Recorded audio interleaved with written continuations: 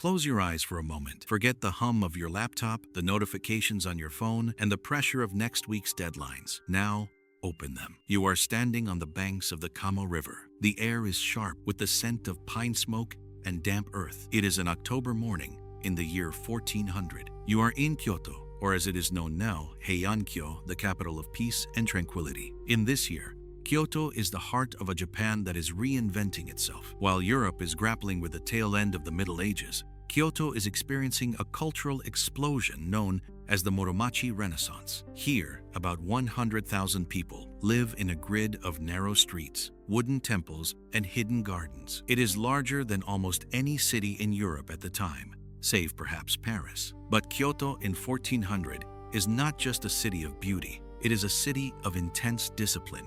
It is a place where the warrior's sword meets the monk's meditation. Using historical records from the Muromachi Bakufu, archaeological reconstructions of Machiya townhouses, and the diaries of Zen priests, we are going to walk through a typical day in a world that perfected the art of focus. Our journey will take us through 7 stations, exploring how the people of this era mastered their minds, their crafts, and their lives. If you are a student looking for a way to find clarity in a chaotic world, the lessons of 1400 Kyoto are more relevant today than ever. We begin our morning in the upper Kyoto district, near a small Zen sub-temple. The sun has not yet cleared the eastern mountains. In the silence, the only sound is the rhythmic clack-clack of a wooden block signaling the start of the day. Look at the architecture around you. The houses are long, narrow, and made of dark wood and paper. There are no distractions here, no clutter. In 1400, a student or an apprentice lives in a world of minimalism,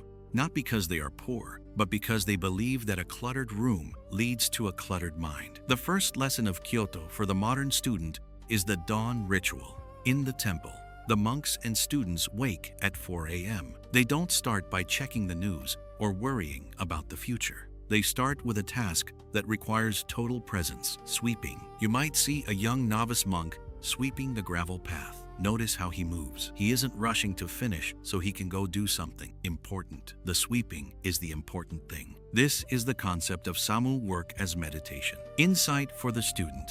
We often treat our grunt work, the basic notes, the citations, the repetitive practice, as something to get through as fast as possible. In Kyoto, they understood that how you do the small things is how you do everything. If you cannot sweep a path with focus, you cannot master a complex text. As the wooden paper shutters of the surrounding Machiya houses slide open, the city begins to breathe. There is no snooze button here. Life is governed by the sun and the bell.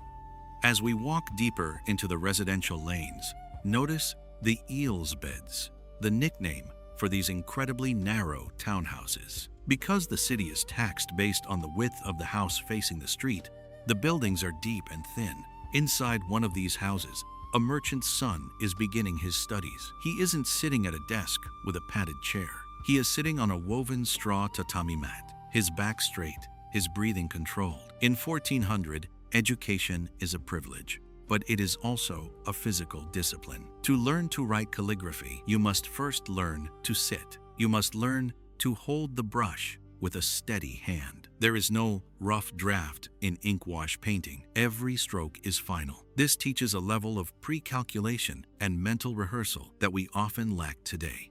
Notice the women of the household. In the Muromachi period, women in the merchant class often manage the complex finances of the family business. They are literate, calculating, and highly organized. They navigate a social hierarchy that is shifting. The old aristocracy is losing power, and a new class of self-made warriors and merchants is rising. The environment of the house itself is a tool for focus. The walls are thin, meaning you can hear your neighbors. This doesn't lead to chaos, but to a refined sense of etiquette and silence. You learn to move quietly, to speak clearly, and to respect the shared space.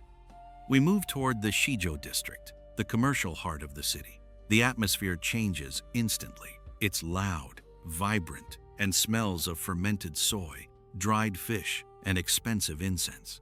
In 1400, Kyoto is a hub of international trade. You see merchants trading copper coins from the Ming Dynasty in China. Japan at this time doesn't mint its own coins. it uses Chinese currency. This is a globalized economy. You see raw silk, medicinal herbs, and books, so many books being unloaded from carts. The lesson of the market: value exchange. Look at the apprentices in the shops. They aren't just learning to sell, they are learning to read people. They are studying the psychology of negotiation. In a world without digital contracts, your word and your reputation are your only assets. For a student today, this is a reminder that technical knowledge is only half the battle. The ability to communicate, to build trust, and to understand the needs of others is what turns a student into a professional. You'll also notice the social stratification. A samurai walks by, 2 swords tucked into his belt. People bow. But look at his face. He isn't just a soldier. In the year 1400, the ideal warrior is also a poet. This is the era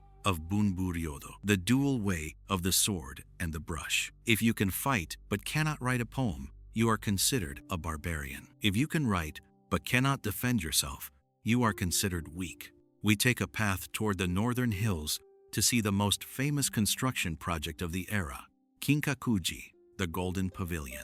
It was completed only 3 years ago, in 1397, by the shogun Ashikaga Yoshimitsu. It is breathtaking. The top 2 floors are covered in pure gold leaf, reflecting in the mirror pond. But look beyond the gold. This building is a political statement. It combines 3 different styles of architecture: the palace style, the samurai style, and the Zen style. The shogun is telling the world, I have mastered all 3 worlds.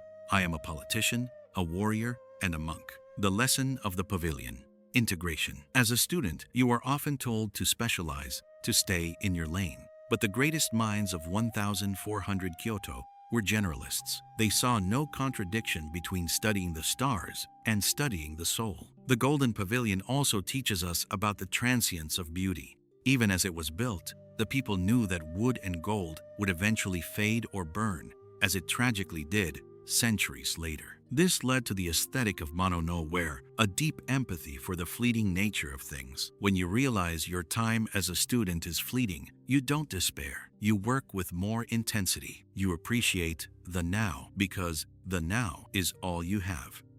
Let's head back into the artisan quarters of Nishijin. Here, the air is thick with the sound of looms. We are entering a workshop of a master lacquerware artist or a swordsmith. Watch a craftsman working on a single bowl. He applies a layer of lacquer, lets it dry for days in a humid cellar, sands it down, and repeats the process 30 times. A single bowl might take months to finish. This is the shokunin spirit. It isn't about productivity in the modern sense. It's not about how many bowls you can make in an hour. It's about making a bowl that is so perfect, it becomes a legacy. The lesson for the student: the myth of the shortcut. We live in an era of hacks and cramming, but the masters of Kyoto in 1400 would find the idea of a study hack absurd. You cannot hack mastery. Mastery is the result of thousands of hours of deliberate, often boring, repetition. Whether you are learning a language, a coding syntax, or a musical instrument, the lesson is the same. Embrace the boredom. The boredom is where the growth happens. The moment you want to quit is the moment the true learning begins. The swordsmith nearby is folding steel. He heats it, hammers it, folds it, and repeats. Each fold removes impurities. Think of your own education as that steel. Every difficult exam, every failed paper, every harsh critique is a fold. It is removing your impurities, making your mind sharper and more resilient. As the afternoon light begins to turn golden, we are invited into a small, simple hut. This is the early precursor to the formal tea ceremony, which is just beginning to take shape in this era. The room is tiny, perhaps only 9 square feet. To enter, you must crawl through a low door. This forces everyone, even a powerful shogun, to bow. Inside, everyone is equal. There is no talking about politics, no talking about work. The only focus is the sound of the water boiling in the iron kettle, a sound the Japanese call wind in the pines. The lesson: the power of the reset. For a student today, the tea ceremony is your deep work block, or your meditation break. It is a ritualized time where you shut out the world. In 1400, they understood that the brain needs a sanctuary. If you are always on, you eventually burn out. By creating a space where only the present moment exists, the people of Kyoto were able to maintain high levels of intellectual and creative output for decades. Observe the host. Every movement is precise. There is no wasted motion.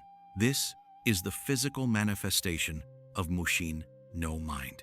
It's the state of flow. When you are in flow, you aren't thinking about being in flow. You and the task are one. The sun sets behind the western hills. The city gates of Kyoto are being barred. Fire is the greatest fear in a city made of wood. So the night watchmen walk the streets with wooden clappers, shouting, "Hai no yojin, beware of fire." The streets go dark, save for the occasional paper lantern. In the quiet of a scholar's study, a candle is lit. Perhaps a ceramic jar has broken. Instead of throwing it away, the scholar repairs it with lacquer mixed with powdered gold. This is kintsugi. The philosophy is profound. The break makes the object more beautiful, not less. The scar is a part of its history. The final lesson, resilience. As a student, you will break. You will fail an exam. You will get a rejection letter. You will feel like you aren't good enough. In those moments, remember kintsugi. In 1400, life was fragile. War was often just over the horizon. Disease was a constant threat. But the culture didn't focus on the fragility. It focused on the repair. The people of Kyoto used their failures as the gold that held their lives together. They didn't hide their mistakes. They highlighted them and learned from them. As the city sleeps, the monks in the distance begin their evening chants. The cycle is complete. Tomorrow, they will wake at 4 a.m. and sweep the path again. They don't do it because they have to finish. They do it because the sweeping is the point. We return to the present. The hum of the laptop is back. The notifications are waiting. Kyoto in the year 1400 was a place of extreme contradictions, beauty and violence, silence and commerce, rigid hierarchy and rising social mobility. But through it all, they maintained a core philosophy. Focus is a choice. Mastery isn't something that happens to you. It's something you build, one sweep of the broom at a time, one stroke of the brush at a time, one fold of the steel at a time. You don't need a golden pavilion to find your focus. You just need to decide that whatever you are doing right now, whether it's studying for a midterm or drinking a cup of tea, is the most important thing in the universe. Apply the discipline of the shokunin, embrace the resilience of kintsugi, and remember that just like the architects of the Golden Pavilion, you are building a legacy that may take a lifetime to finish. Thank you for traveling back to 1400 with me.